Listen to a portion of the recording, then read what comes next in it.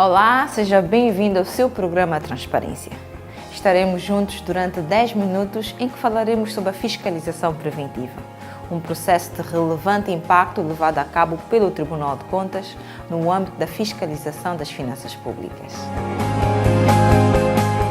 A fiscalização preventiva consiste na análise de conformidade e validação dos atos e contratos para que possam ter efeitos após a sua execução. Mas sobre o assunto, os nossos convidados farão uma abordagem mais pormenorizada.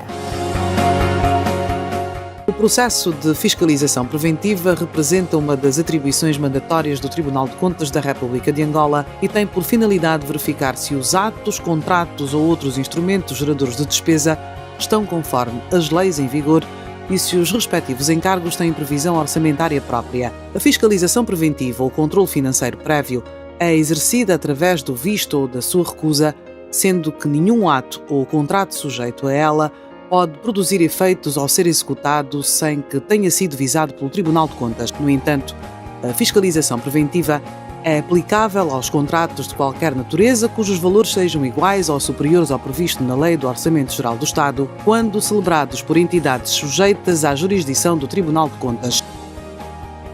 A fiscalização preventiva é uma das modalidades do controlo externo das finanças públicas levada a cabo pelo Tribunal de Contas e consiste em verificar se os atos e os contratos sujeitos a essa fiscalização estão conforme as leis vigentes aqui na República de Angola, no caso, e se os encargos decorrentes destes contratos são celebrados e dos atos que são praticados têm cabimentação orçamental.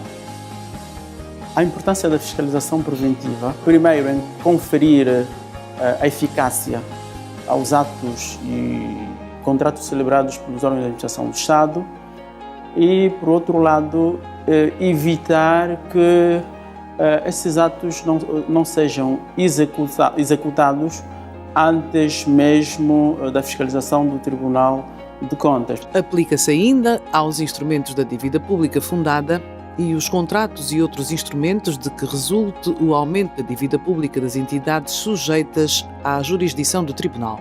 Igualmente, aplicam-se aos contratos de arrendamento cujo valor anual transcende o equivalente a $500 mil norte-americanos.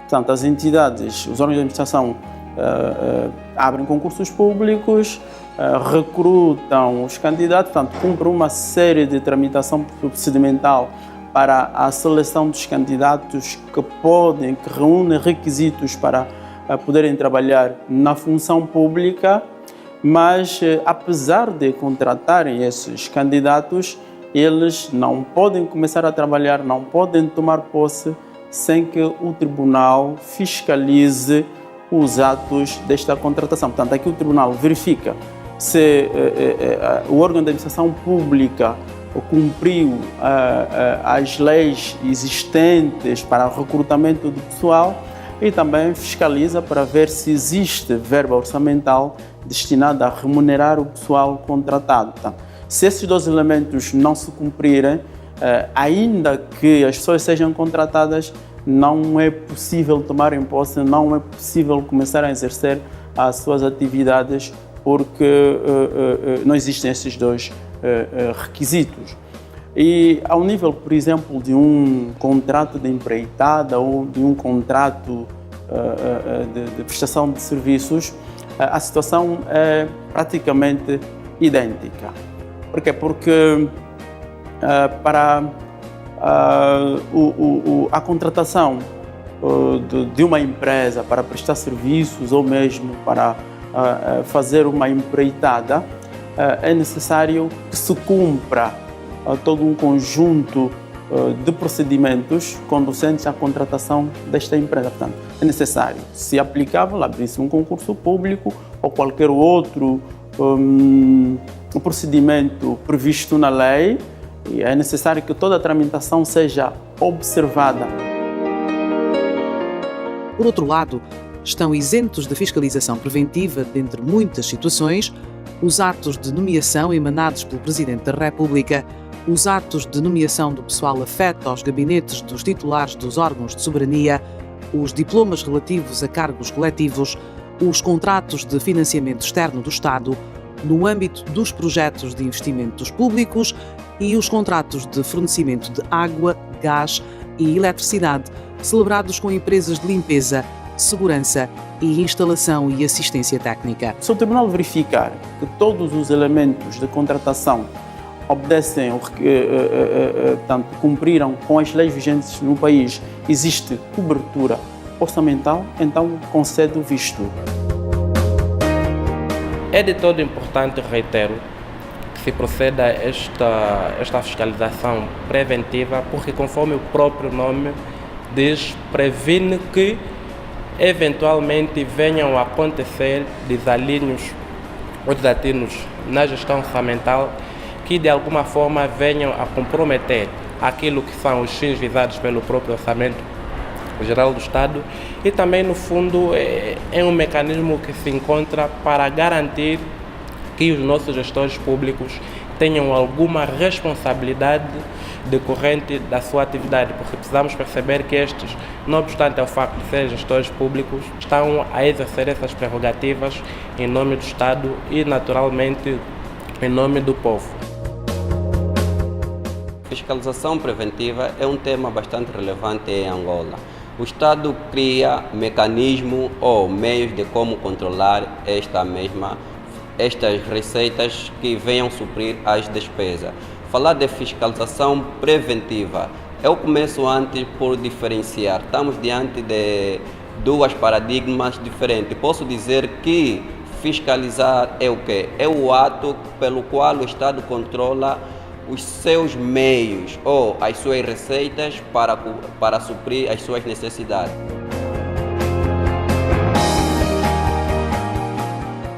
Como vimos, este processo é de relevada importância e a aplicação é mandatória, estando prevista na Lei Orgânica e do Processo do Tribunal de Contas, que define quais os atos e contratos que devem ser alvos de uma fiscalização preventiva e não podem ser executados antes da concessão do visto passado por este Tribunal.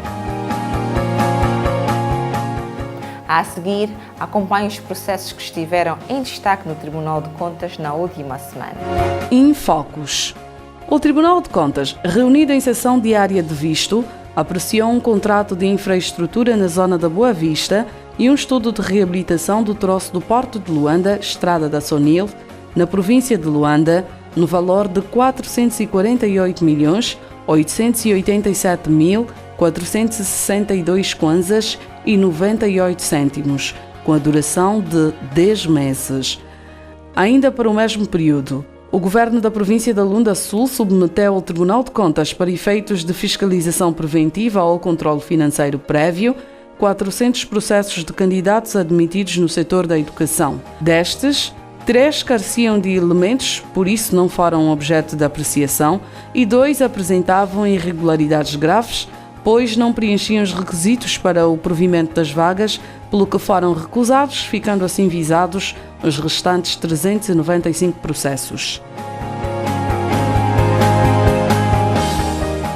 Acompanhe a seguir a curiosidade que lhe reservamos para o programa de hoje. Curiosidade. Você sabia que, embora independente, o Ministério Público intervém no Tribunal de Contas? Pois é.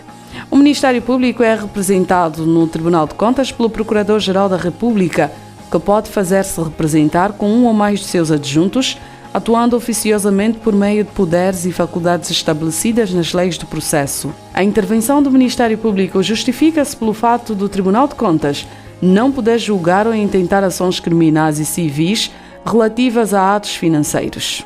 Não sabia? Então agora já sabe. E com esta curiosidade chegamos ao fim de mais um programa. Estaremos juntos na próxima semana. Até lá!